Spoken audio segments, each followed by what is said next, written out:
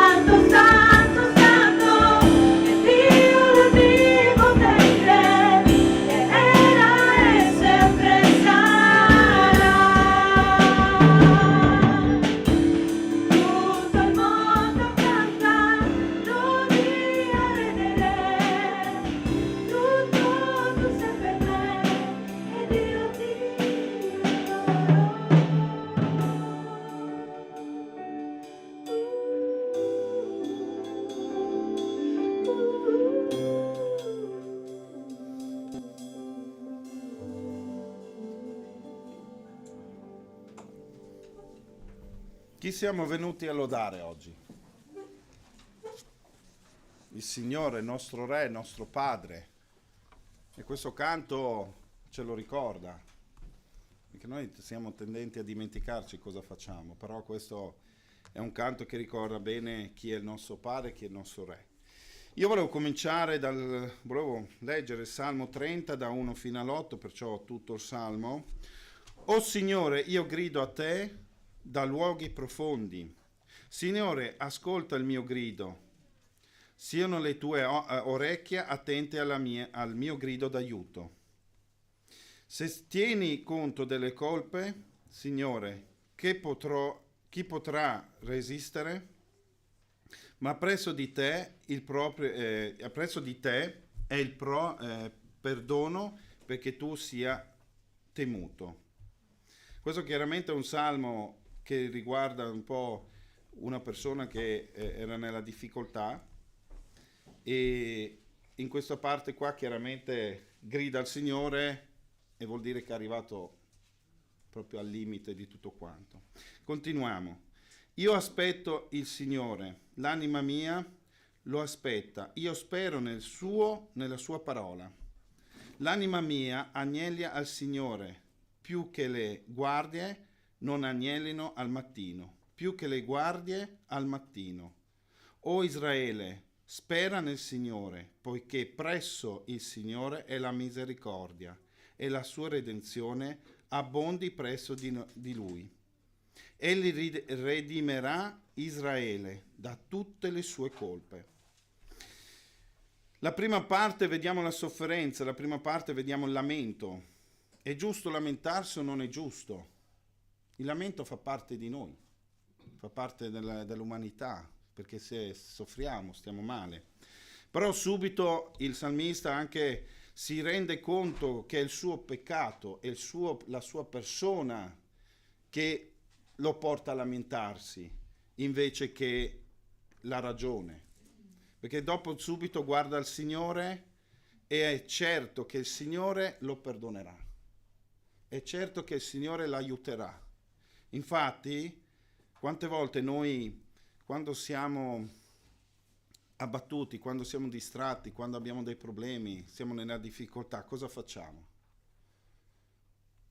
Ci concentriamo su quello che è il nostro dolore, su quello che è il nostro problema. Però non ci concentriamo che il Signore è la soluzione. Infatti, nel Salmo 7, l'anima mia agnelli al Signore, più che le guardie non agnellino al mattino, più che le guardie al mattino. Questo significa che praticamente dobbiamo stare attenti, non distrarci, dobbiamo avere gli occhi verso di Lui. Perché qui le guardie cosa fanno? Devono essere sempre allerta, devono sempre stare attenti, devono stare lì, osservare e essere pronti che succede qualcosa, essere pronti di intervenire. In questo modo il salmista usa queste parole per dire cosa? Che noi dobbiamo stare attenti alla parola del Signore, non farci distrarre dalle nostre problematiche, da quello che stiamo passando. Perché il Signore è lì, è sempre davanti a noi e cerca di parlare con noi, ma se noi siamo lontani non lo sentiamo.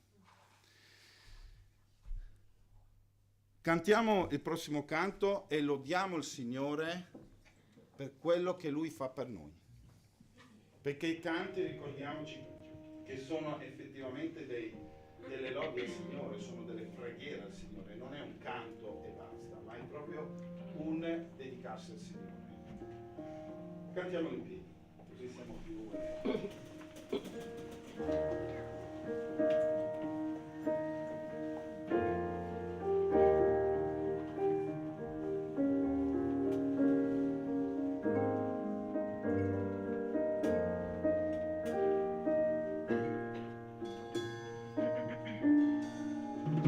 Ti amo Dio e alzo la mia voce per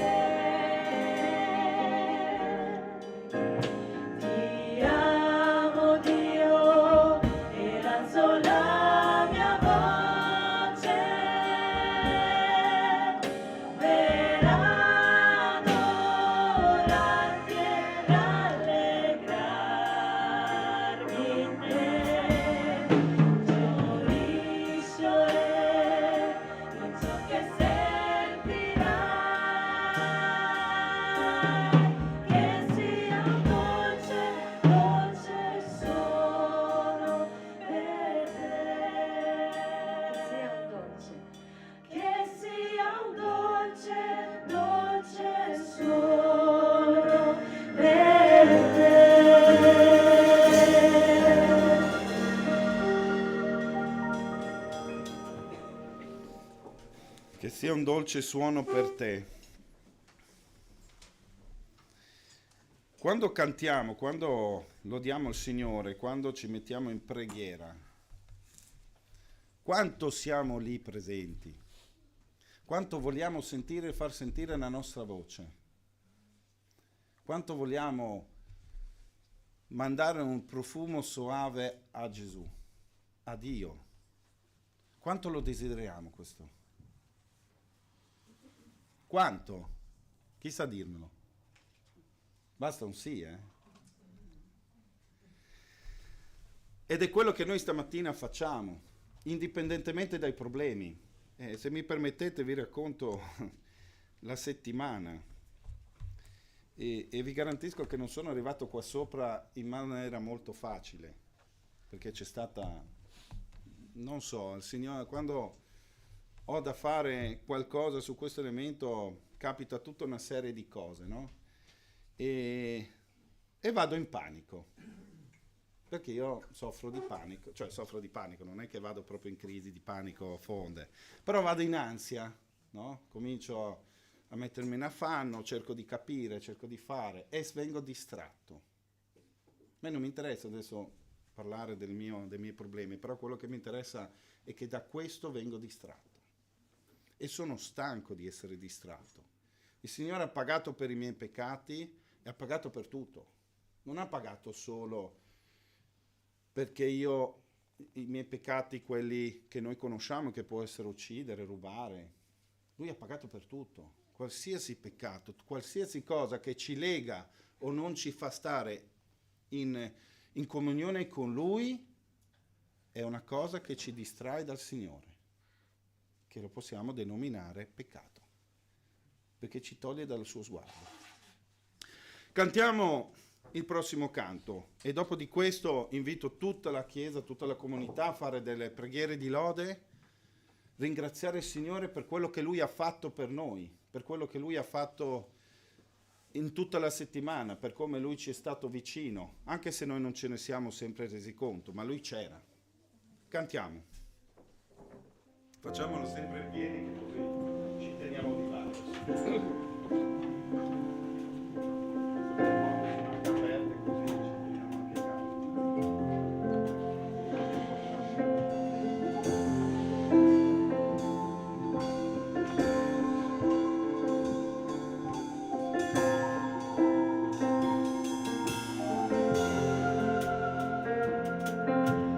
Solo per la grazia, solo per amore, solo per il dono di Gesù, per il suo sacrificio, per tutto quel dolore, sofferto fino in fondo al posto mio. Alzo lo sguardo e vedo che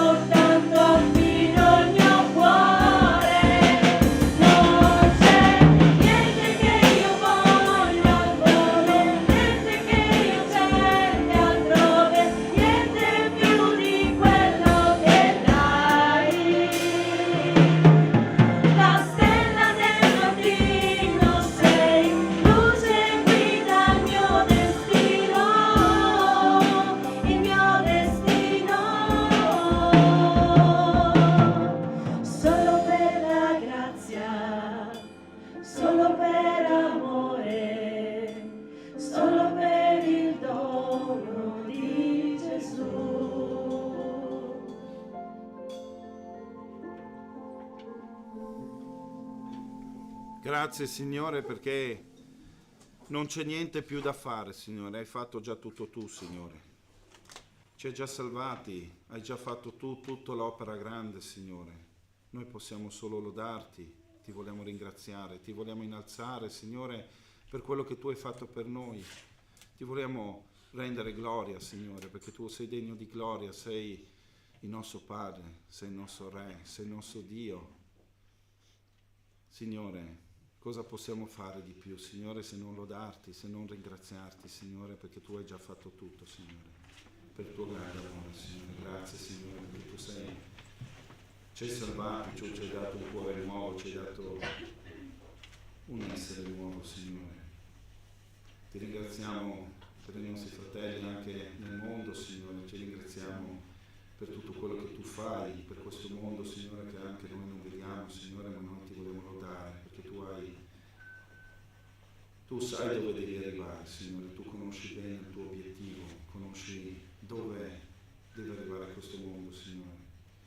E noi ti ringraziamo e ti lodiamo, Signore, perché ci hai resi parte di questo progetto, di questo tuo obiettivo, Signore. Noi ti vogliamo lodare e ringraziare per tutto questo, Signore. Amen. Amen.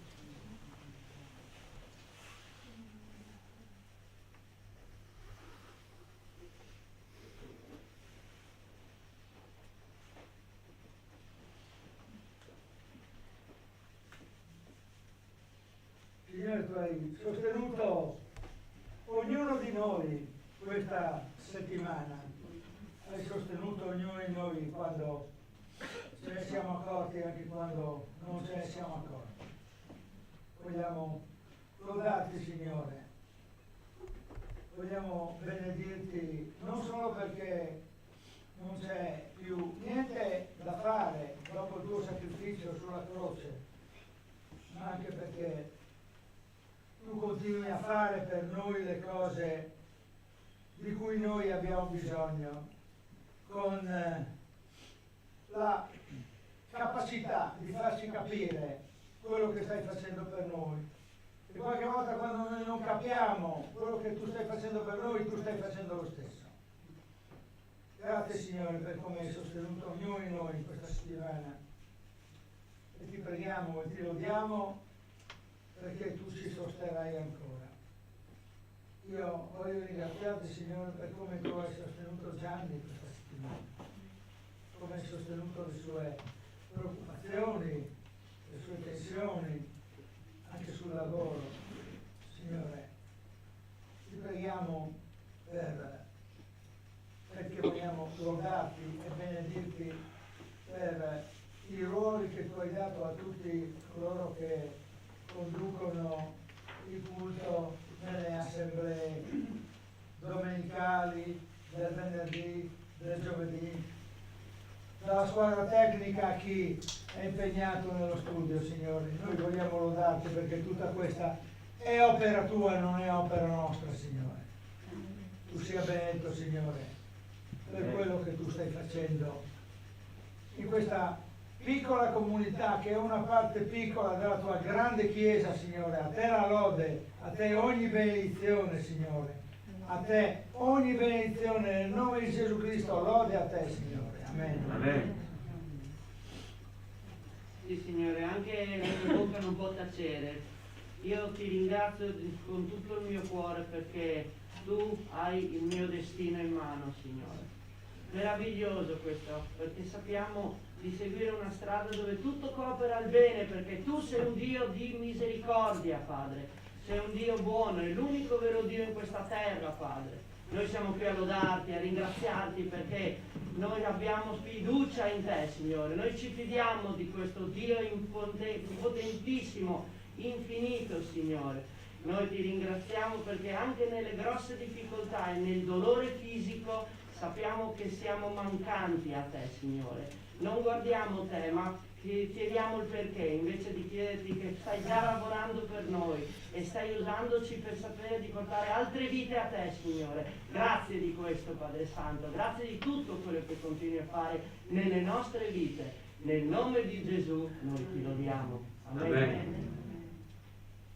E Grazie Signore perché presso di te c'è misericordia e perché presso di te c'è perdono, Signore. E grazie perché noi non meritavamo niente e tu hai donato il tuo figlio Gesù per noi, per i nostri peccati. E quindi grazie per questo grande amore che hai verso di noi. Amen. Amen. Signore, ti benediciamo, ti adoriamo, ti rendiamo onore, Signore, perché ne sei degno. Grazie per chi tu sei, Signore, per la tua fedeltà, per la tua benignità, Signore, per la tua misericordia. Grazie perché sei il nostro Dio, il solo, l'unico vero Dio, Signore, colui che ha creato ogni cosa, colui che ci ha dato la vita, colui che ci ha rigenerato in Cristo, Signore. E così, grazie a questo sacrificio, ora teniamo a te, siamo figli tuoi e vogliamo adorarti e vogliamo veramente con tutto il cuore dirti grazie, Signore. Grazie per ciò che fai, grazie soprattutto per ciò che sei, Signore. Ti benediciamo, ti adoriamo nel nome di Gesù. Amen. Amen.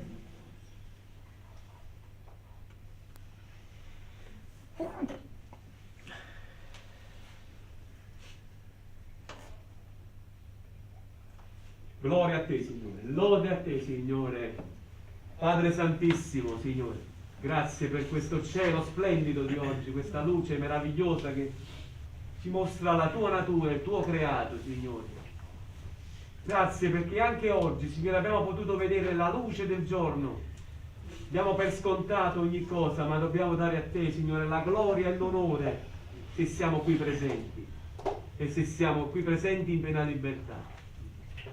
Voglio pregarti per tutti i giovani di questa comunità, Signore, che sono il presente e il futuro della nostra comunità. Crea un gruppo solido per la tua gloria. Crea un gruppo che possano essere un gruppo di amici, di fratelli e di sorelle, Signore, per la tua gloria, per la tua comunità, Signore, e per il futuro di questa comunità.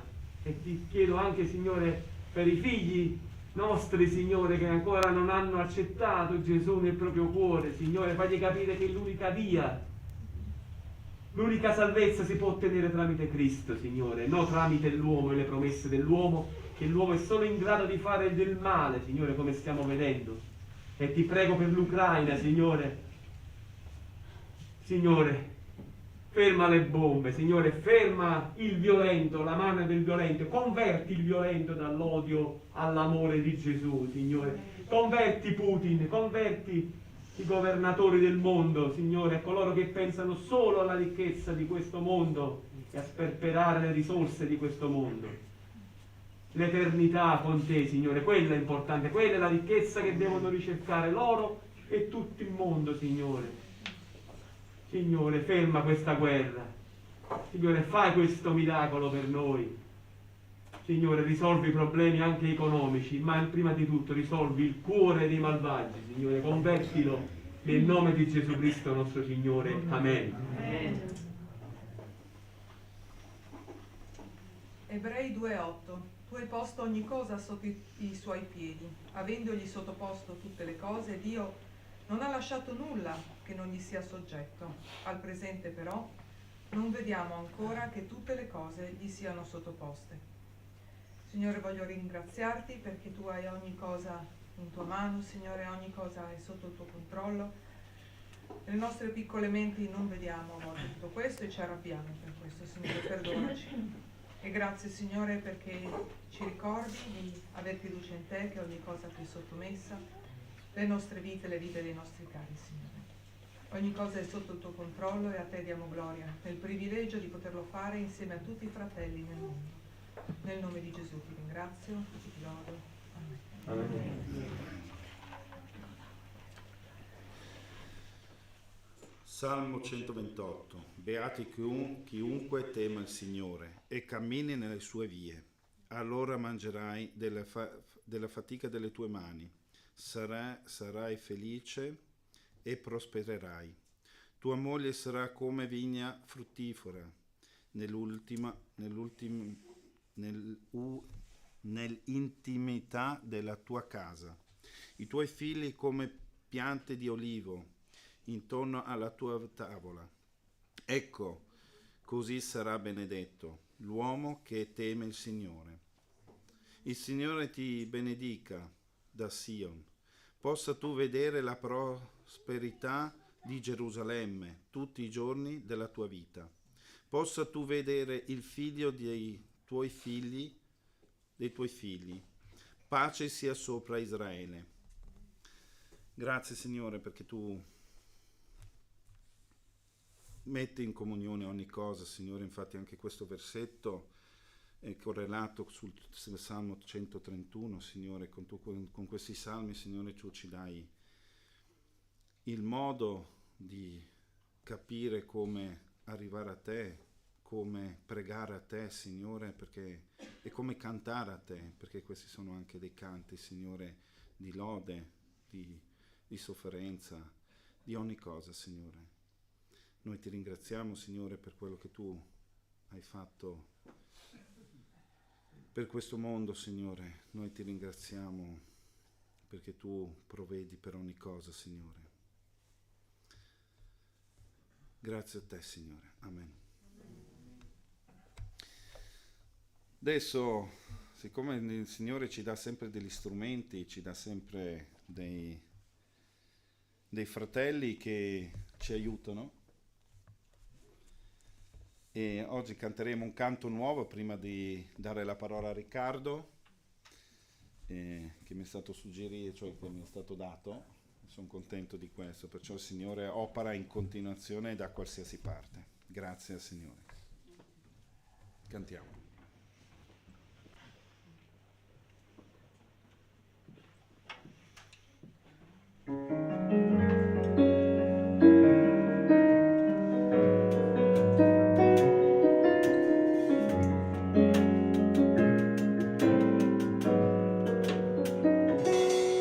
La ragione della vita è amare te, adorarti e servirti e lodarti, oh Dio. Una cosa ho chiesto a te, Signore, e quella cercherò, che io dimori nella casa tua per sempre.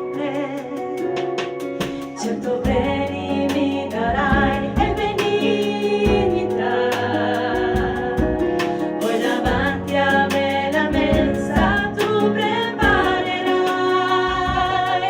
e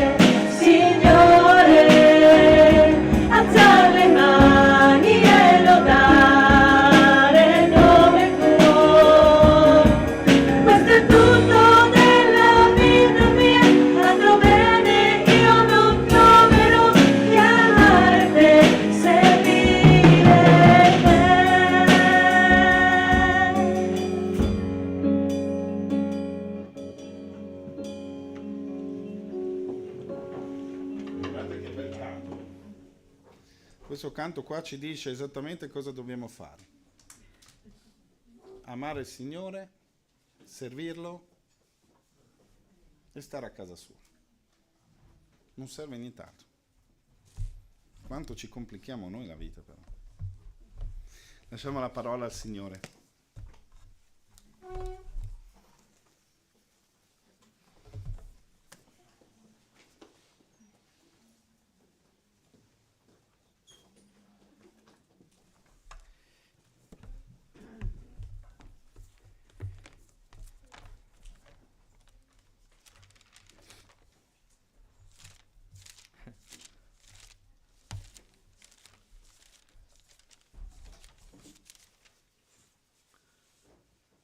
Faceva riflettere le parole di Gianni che diceva stare nella casa dell'Eterno.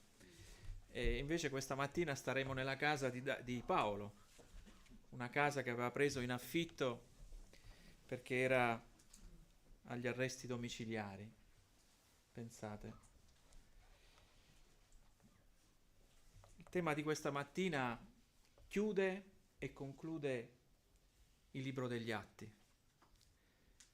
Cercherò in poche parole, in pochi minuti, di raccontarvi quello che abbiamo vissuto, no? Credo che chi lo ha letto questo libro si è trovato coinvolto, protagonista, in un movimento dello spirito che ha caratterizzato la Chiesa primitiva. Pertanto il tema e il titolo di questa mattina potrebbe essere questo: senza impedimento il Vangelo è annunciato. Vorrei leggere con voi gli ultimi 2 versetti del capitolo 28 di Atti. Cercheremo in qualche modo di raccontare il nostro vissuto. Atti 28: e Paolo rimase 2 anni interi in una casa da lui presa in affitto e riceveva tutti quelli che venivano a trovarlo, proclamando il regno di Dio e insegnando le cose relative al Signore Gesù Cristo, con tutta franchezza e senza impedimento. Preghiamo.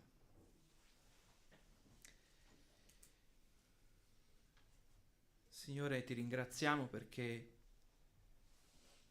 nell'ultima parola del libro degli Atti c'è una consolazione per tutta l'umanità, che il Vangelo è senza impedimento. E noi questa mattina vogliamo avvicinarci a questa buona notizia, con la convinzione che è una parola che non ha impedimenti. Significa questa mattina, Signore, abbattere ogni barriera, ostacolo, muro che ci separa da Te. Chi potrà parlare questa mattina? Chi potrà convincerci se non il Tuo Spirito? Che sia consolazione oggi e che porti al ravvedimento. Accompagnaci, Signore, con questa benedizione, nel nome di Gesù. Amen. Allora, oggi concluderemo il percorso che abbiamo fatto nel libro degli Atti, capitolo per capitolo, ogni venerdì sera. Lettura e approfondimento. Interazione, molto interessante l'interazione. Abbiamo scoperto un'interazione anche in presenza, ma anche sui canali di Zoom. Pertanto si è creato anche un certo movimento e una certa partecipazione. E poi siamo arrivati alla conclusione, venerdì sera, proprio accompagnati dalla riflessione di Vittorio. Nella circostanza abbiamo avvertito, leggendo gli ultimi versetti del libro, proprio venerdì sera, che non c'è una conclusione, rimanendo un libro aperto, e lo è di fatto ancora oggi. ricco di aspettative che avrebbero caratterizzato i momenti successivi della sua stesura.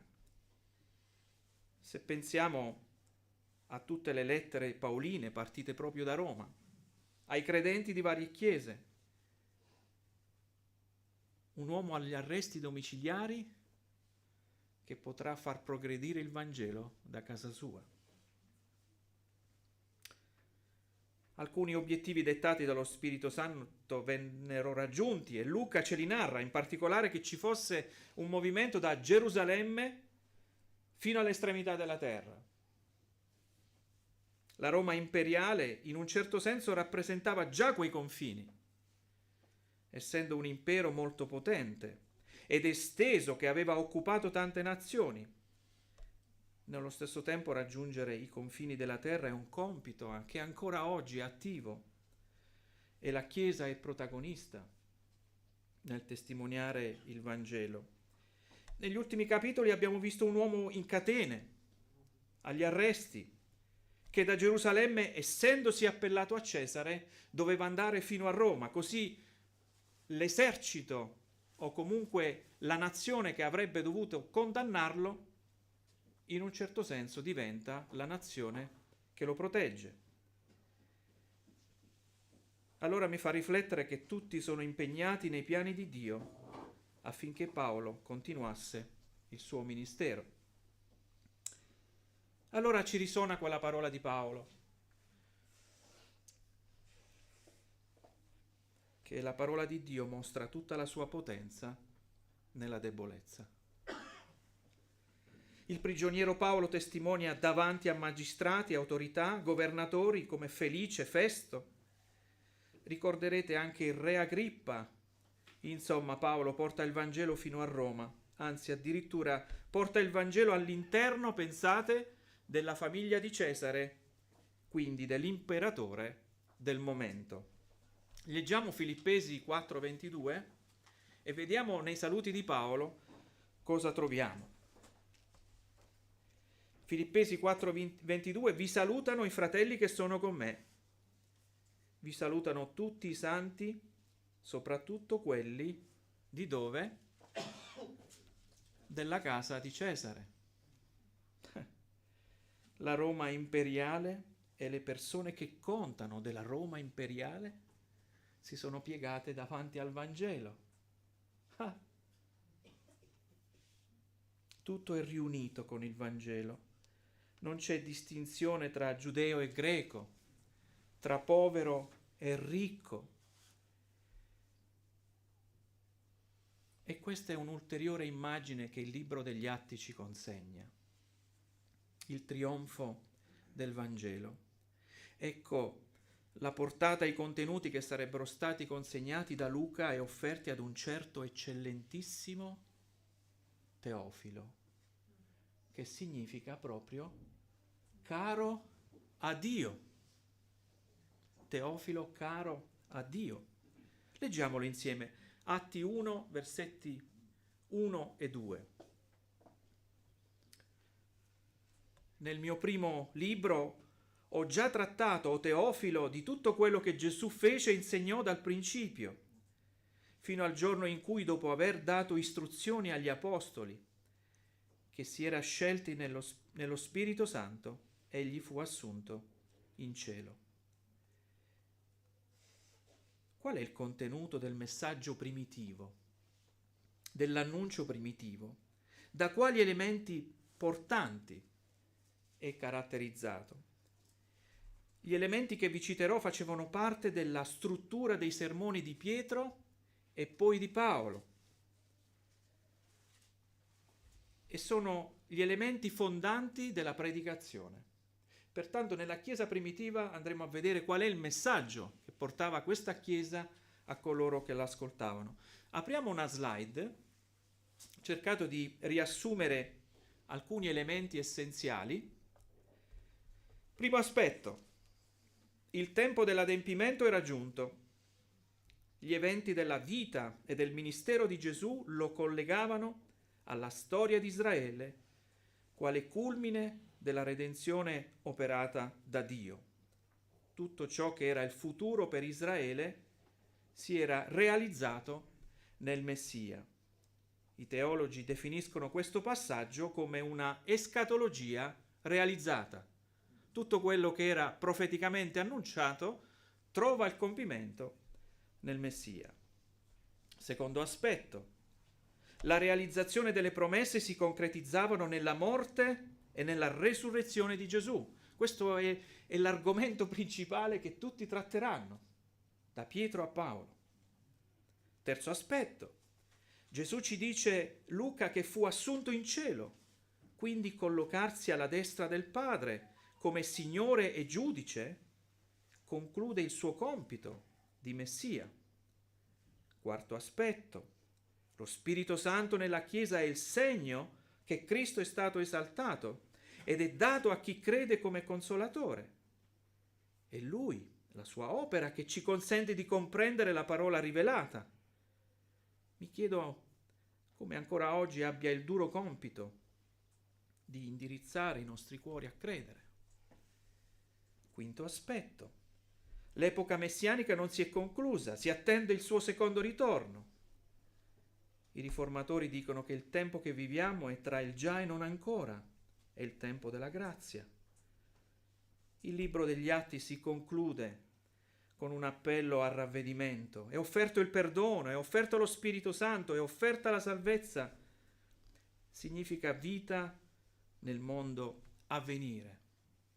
Questa è la buona notizia che lascia il libro degli Atti, vita nel mondo a venire. E poi questa parola finale che mi ha colpito veramente, senza impedimento. Come mai è questa l'ultima parola? Sicuramente perché c'era ancora tanto da fare all'interno della realtà del Vangelo, perché esso possa interrogare le nostre vite. Potrei fare questa domanda: ma credi tu? Credi tu? Il Vangelo ha la forza, la potenza di non arrestarsi davanti a niente, anche davanti allo scenario peggiore che stiamo assistendo in una guerra efferata di questi giorni. Vogliamo rileggere Atti 28, 30 e 31. Paolo trascorse 2 anni interi in una casa da lui presa in affitto e riceveva tutti quelli che venivano a trovarlo, proclamando il regno di Dio e insegnando le cose relative al Signore Gesù Cristo, con tutta franchezza e senza impedimento. L'ultima parola che ci è data dal libro degli Atti è una parola particolarmente significativa, che è connessa ad una preposizione senza impedimento, comunica qualcosa di significativo. Il Vangelo, nonostante le opposizioni, le persecuzioni, già a quei tempi i cristiani venivano definiti i seguaci della setta. Spesso troveremo questo nel libro degli Atti, accusati che laddove erano presenti nelle città creavano subbuglio. Nonostante tutto, il Vangelo avrà la forza, sempre la forza, la potenza di progredire tra i popoli e nella storia. Sarà sempre senza impedimento. Allora, questa mattina vorrei tracciare 3 principi che scaturiscono da questa parola finale nel libro degli Atti. Il primo: nessuno che sta cercando Dio, nessuno che sta cercando Dio mancherà di incontrarlo. È proprio Atti che ci lascia vedere questo principio in particolare. Atti capitolo 17, 26 e 27.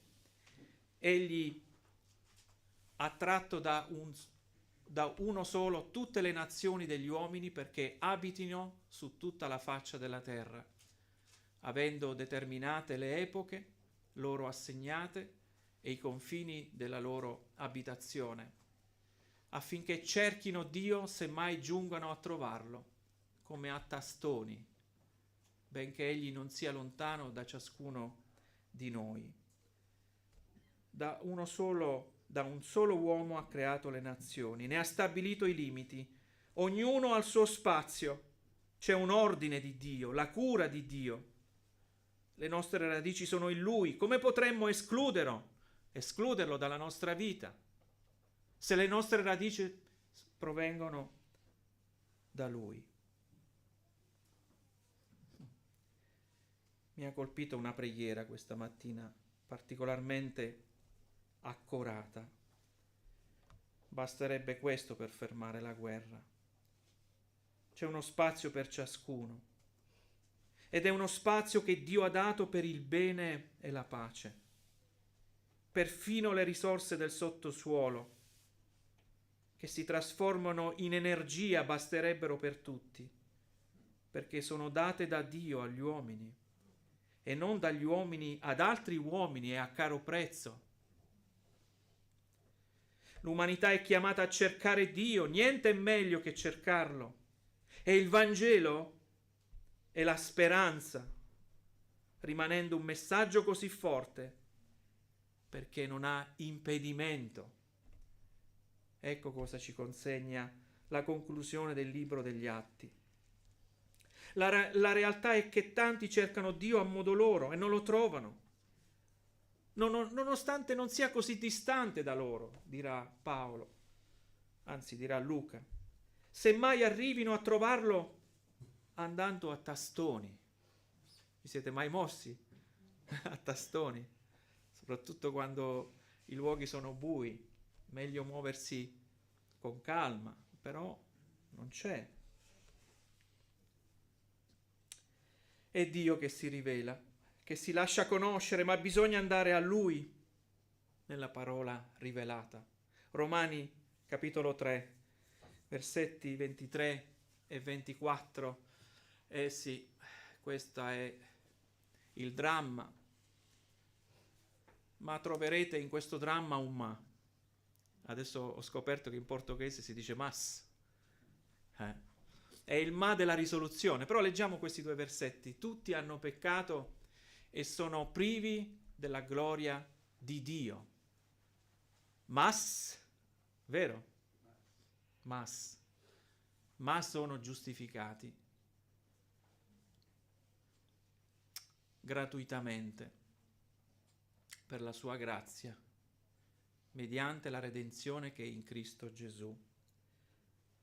Paolo definisce una situazione di separazione da Dio, ma fornisce anche le coordinate per riappropriarsi di quella gloria perduta. Cercare e trovare è ciò che abbiamo di bisogno. Rimettiamo il testo di Atti 28, 30 e 31 e ci traghettiamo al secondo principio. E Paolo rimase 2 anni interi in una casa da lui presa in affitto e riceveva tutti quelli che venivano a trovarlo,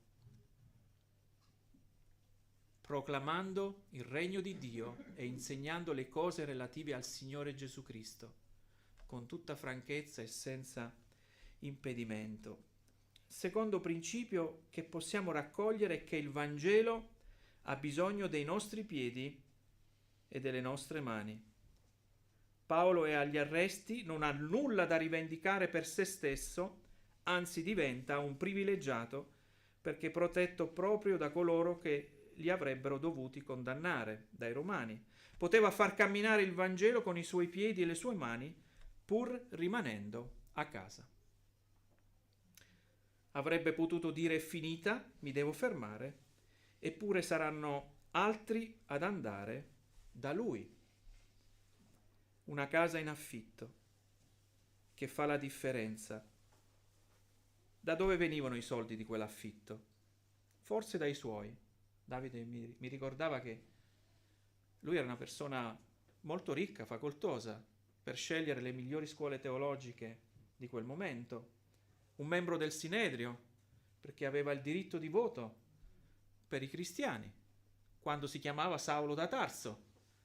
Lui faceva tutto un altro tipo di lavoro prima di convertirsi. Pertanto potevano essere quei soldi perfino da parte sua.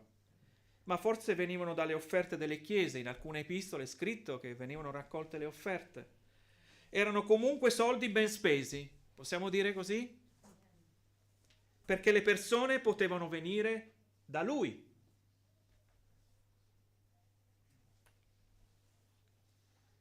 Osserviamo che le persone potevano realizzare con Paolo quello che Gesù faceva con tutti coloro che erano interessati al Vangelo. Matteo capitolo 11. Venite a me, voi tutti che siete affaticati e oppressi, e io vi darò riposo. Prendete su di voi il mio giogo e imparate da me, perché io sono mansueto e umile di cuore, e voi troverete riposo alle anime vostre. A volte le nostre vite sono piene di altro, le nostre mani sono impegnate e tengono delle cose. Il religioso avrà la sua religiosità da portare a Dio.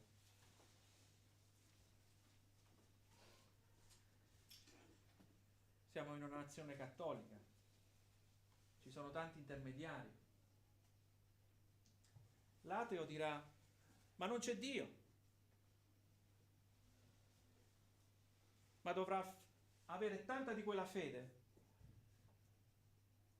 per credere in qualcos'altro.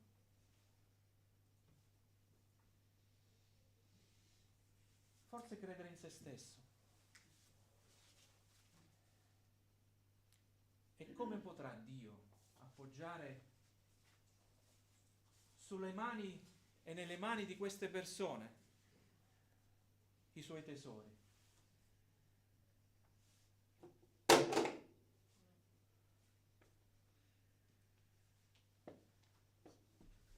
Solo quando abbandoniamo, facciamo cadere i nostri idoli, Dio potrà mettere i suoi tesori. Il Vangelo di Gesù Cristo ha bisogno di spazio nelle nostre vite per poter agire e determinare dei cambiamenti. Paolo accoglieva tutti e credo che oltre ad un predicatore doveva essere anche un buon dottore, un buon chirurgo. Doveva avvicinarsi alle ferite di coloro che venivano a lui e saperle medicare. Ogni vita umana ha bisogno di risolvere sia con Dio e sia con le persone. Le nostre relazioni, il nostro vissuto porta con sé situazioni non risolte, parole che ci hanno ferito, fatto del male, gesti e comportamenti sbagliati che hanno bisogno di guarigione. Accogliere è la vocazione di Paolo in questa casa presa in affitto. Il termine indirizza nel suo significato a definire questa accoglienza come gentilezza e ospitalità. E sapete dove troviamo questa parola? Nel centro del messaggio dell'Evangelo, della predicazione del Vangelo in Atti 2. Andiamolo a leggere insieme. Atti 2,41. Guardate questa scena che sicuramente avremo letto. Siamo nella predicazione di Pietro. Quelli che accolsero, possiamo dire. È la stessa parola. Quelli che accettarono la sua parola furono battezzati. E in quel giorno furono aggiunte a loro circa 3.000 persone. Ecco il cuore di Paolo, accolse come quelli che accettarono la parola e quindi furono battezzati. Conosciamo un po' il cuore di Paolo così. Non era questo il cuore dei giudei, che entravano a casa sua e una buona parte non accolse quel messaggio, ma Paolo li accolse nonostante la resistenza del loro cuore. Perché il Vangelo non ha impedimenti. Infatti alcuni andavano via da quella casa senza risolvere, perché non erano disposti a far cadere dalle loro mani ciò che credevano. E loro di religione erano esperti.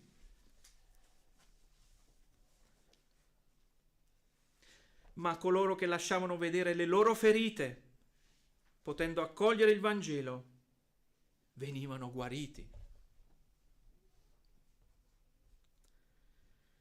Il Vangelo ha la forza e la potenza di muoversi in mezzo agli uomini, nelle nostre vite, senza impedimento. Si assiste ad un rovesciamento. Era Paolo che andava, si muoveva tra le città, 4 o 5 viaggi missionari, tanti chilometri.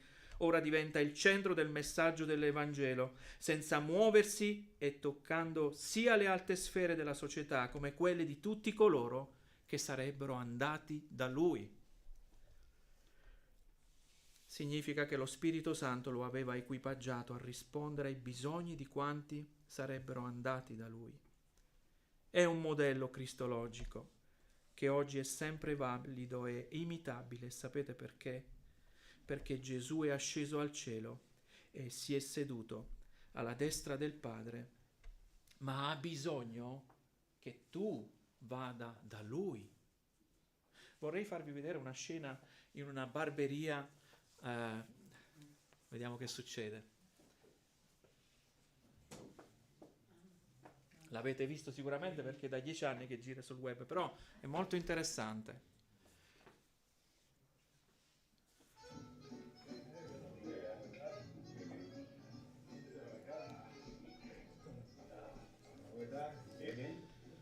¿El cortecito de siempre? Sí, el de siempre. Muy bien. Así como el tuyo.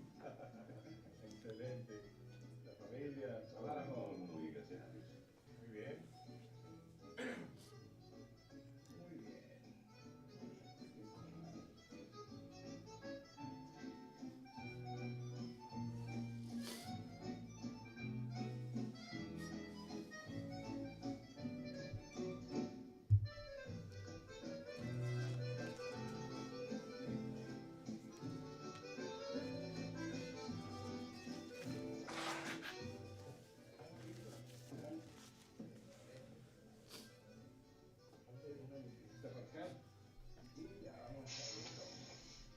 Compressore è una bella cosa. Yo no creo que Dios existe. ¿Por qué dice eso, mi amigo? Es muy fácil. Al salir a la calle nos damos cuenta de que Dios no existe. Y si no, dígame, si Dios existe, ¿por qué hay tantas personas enfermas? ¿Por qué hay niños abandonados? No, mi amigo, si Dios existiera, no habría sufrimiento, no habría tanto dolor para la humanidad. No puedo entender por qué, si existe un Dios, permite que puedan pasar todas estas cosas.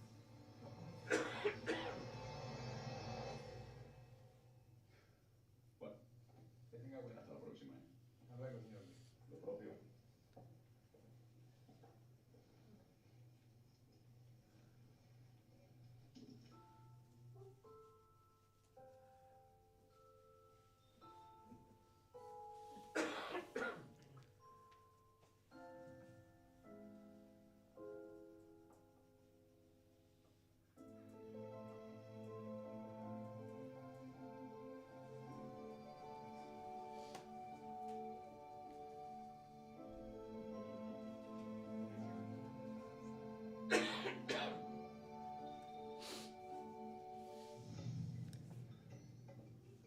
¿Sabe una cosa?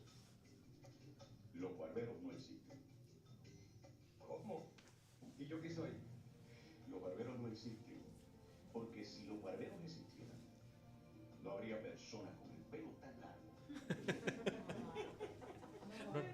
Los barberos sí existen. El problema es que esas personas no vienen hacia mí. Amén. Exacto. Ese es el punto. Dios sí existe. Lo que pasa es que las personas no van a él. Por eso en medio hay tanta miseria y dolor.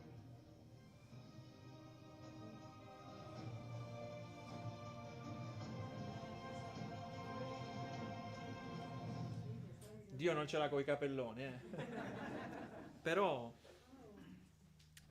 si possono osservare diversi aspetti da questo video. Il primo, che i barbieri non sono cambiati nel tempo, è vero?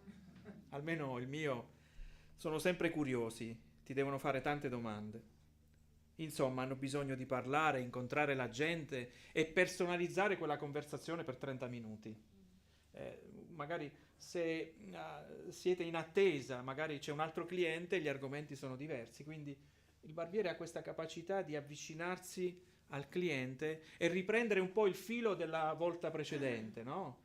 Cosa è accaduto, cosa hai fatto? Questo è un vantaggio.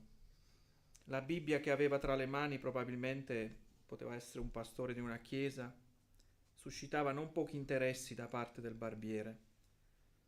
Si parla dal barbiere dai temi attuali, la guerra, abbiamo parlato di Covid, dal barbiere, si tenta di fare un ragionamento politico, poi sapendo che sei un cristiano, dato che ha visto quella Bibbia, si introducono i temi sulla fede, i dubbi di un Dio che non interviene nella storia. Si è alla ricerca di una giustizia fai da te.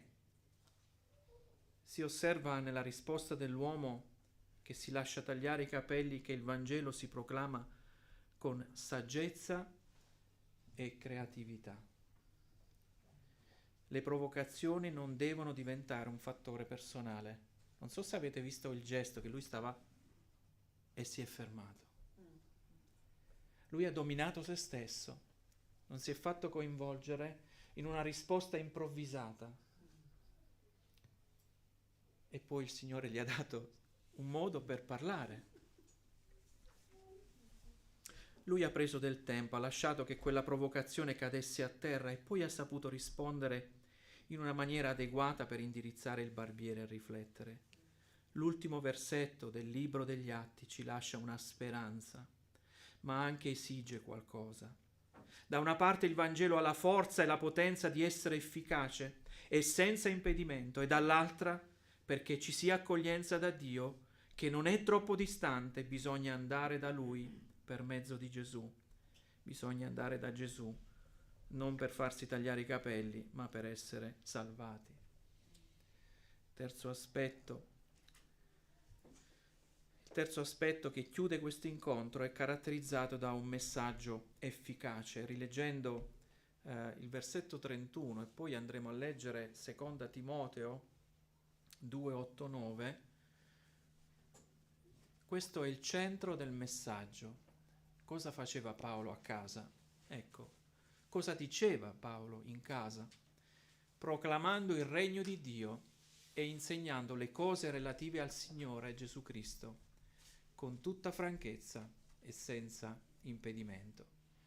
Poi leggeremo anche il testo di 2 Timoteo, ricordati di Gesù Cristo, risorto dai morti, della stirpe di Davide, secondo il mio Evangelo, per il quale io soffro fino ad essere incatenato come un malfattore, ma la parola di Dio, vedete, non è incatenata. La nota positiva di Atti è che finisce anche nel dare una direzione. Quel pastore risponde dando una direzione e Paolo fa la stessa cosa.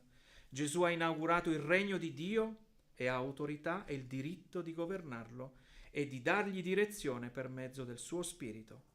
È a Gesù che le persone devono andare per rendere conto a colui che Dio ha mostrato essere il Messia. Atti finisce con questa nota positiva, nonostante il viaggio è stato ricco di impedimenti, entrando nelle aule dei tribunali, affrontando un naufragio, il morso di un serpente che avrebbe dovuto ucciderlo sull'isola di Malta. La vita cristiana è caratterizzata da difficoltà, ma porta con sé un messaggio che non è incatenato e può essere annunciato senza impedimento. Vi leggo una citazione di un commentatore e come interpreta questi due versetti conclusivi. Lui dice così: la combinazione di un continuo annuncio e istruzione che Paolo adotta nella casa presa in affitto è caratterizzata nel fare appello alla volontà, richiede una decisione, mentre quando istruisce informa la mente, che richiede crescita nella conoscenza e nella comprensione. Perciò, cioè, un atto soprannaturale di Dio per aprire la testa, per cercare di capire quel messaggio così profondo, e nello stesso tempo bisogna in qualche modo spingerci ad una volontà. una disponibilità ad accoglierlo. Pertanto vai da Gesù. Questa è la tua responsabilità. Così Lui ti istruirà. Questo è il lavoro che Lui farà su di te se tu andrai da Lui. Paolo lascia sempre una porta aperta anche verso le persone ostili, in particolare i giudei che venivano a trovarlo. I giudei, a parte alcuni, sarebbero rimasti fortemente increduli, resilienti a credere nell'adempimento delle promesse fatte ai padri che si adempivano in Gesù. Ma Paolo non molla, li accoglie tutti coloro che venivano da lui. A loro veniva data una predicazione fatta ad hoc, avevano bisogno di collegare la legge, Mosè, gli annunci profetici all'adempimento con il Messia. Atti 28, 28 e 29, guardiamo come lui inquadra i giudei. Sappiate dunque che questa salvezza di Dio è rivolta alle nazioni ed esse presteranno ascolto. Quando ebbe detto questo, i giudei se ne andarono discutendo vivamente fra di loro.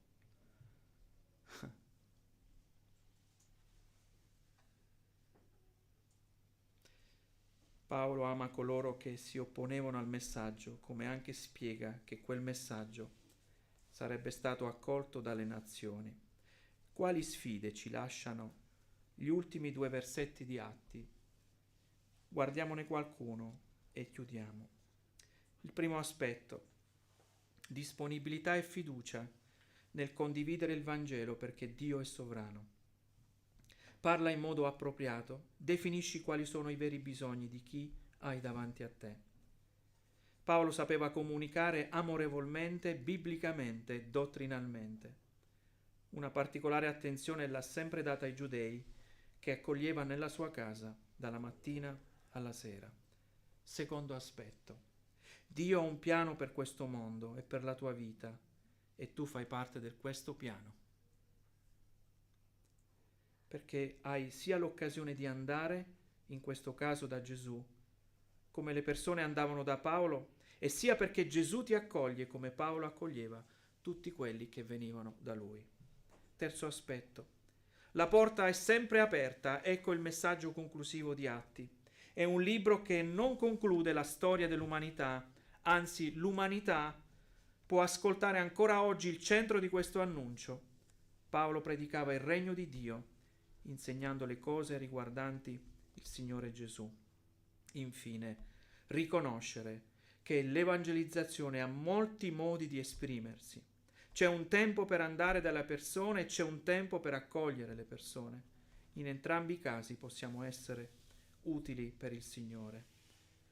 L'ultimo libro dell'Antico Testamento, mi riferisco a Malachia, consegna una speranza all'umanità, come il libro degli Atti ce lo ha consegnato. Malachia 1:11: ma dall'Oriente all'Occidente il mio nome è grande fra le nazioni. In ogni luogo si brucia incenso al mio nome e si fanno offerte pure, perché grande è il mio nome fra le nazioni, dice il Signore degli eserciti. Questa speranza dovrebbe cambiare il modo in cui viviamo, perché non ci sarà mai un ostacolo così grande, abbastanza forte da impedire la diffusione del Vangelo. Dio continua ad agire verso l'umanità, in modo che si possa andare ancora da Lui, perché l'ultima parola del Vangelo è che è senza impedimento. Dio ci benedica.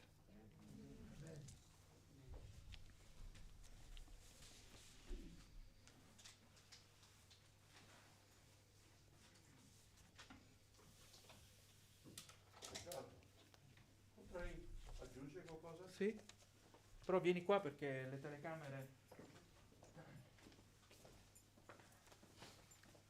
Pensando all'ultima volta che sono andato dal barbiere, ho scoperto che lui è un tifoso di calcio è tifoso di Napoli. E poi parlando, ho scoperto che piace mangiare, però specialmente la pasta asciutta. Allora, come potevo raggiungerlo? Ho detto a Rachele, la mia intenzione questa settimana prossima, di parlare, diciamo, il suo, diciamo, negozio è a 30 metri dalla nostra chiesa a Trieste. Ora ho pensato, lui ama la pasta, tutti i tipi. Noi recentemente abbiamo scoperto, ho fatto un paio di volte, i miei figli, cose non avevo mai fatto, io ho fatto 2 volte negli ultimi mesi, facciamo anche a pranzo oggi, alla puttanesca, diciamo la spaghetti alla puttanesca. È venuto così bene, allora la mia idea, per raggiungere questo barbiere, usando creatività, preparare, diciamo, il sugo, già in anticipo, senti, quando tu hai un giorno, dimmi, diciamo, il giorno, per esempio, quando tu hai una pausa per un'ora, dall'1 alle 2, ci incontriamo, e tu e tua moglie venite, diciamo, alla nostra, a 30 metri, e noi mangiamo la pasta asciutta insieme, in questo senso là. E poi pregare prima di mangiare, e poi si lasciare un trattato o un calendario o una cosa del genere. È un modo creativo, però questo è qui come un barbiere. Allora, solo era un pensiero in questo modo. Grazie.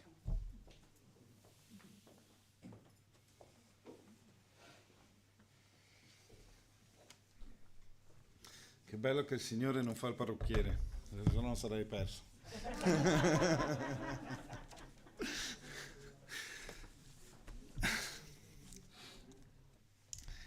Ma al di fuori delle battute, è bello come nella semplicità si trovano le soluzioni. Allora, adesso siamo arrivati ai saluti, salutiamo le persone che sono a casa, li ringraziamo che ci hanno seguito, li invitiamo sempre qui in chiesa di venire in presenza. E pensando alla casa di Paolo in quell'epoca lì e pensando ad adesso, mi viene in mente quanto possiamo andare tanto in giro per il mondo e quanto il coronavirus ha fatto. Perché noi siamo sempre abituati a guardare il coronavirus come una cosa che ci ha un po' cambiato la vita, ci ha dato fastidio, ci ha complicato la vita. Però quanto il Signore ha usato questo per dare uno spunto, per dare un qualcosa per arrivare al di là. E la tecnologia è uno di quei mezzi. Ed è molto importante. Per questo è anche importante ringraziare chi ci lavora dietro, perché è una grande cosa, perché lì arriviamo non al mondo, arriviamo ovunque, non solo alle persone che vogliono seguire il Signore, ma quelle persone che sono disperate e che cercano risposte. E quando uno è disperato, il Signore riesce a mettere quel seme che li fa riflettere. Facciamo quest'ultimo canto così chiudiamo la diretta. Lascio ai musicisti, ai cantanti.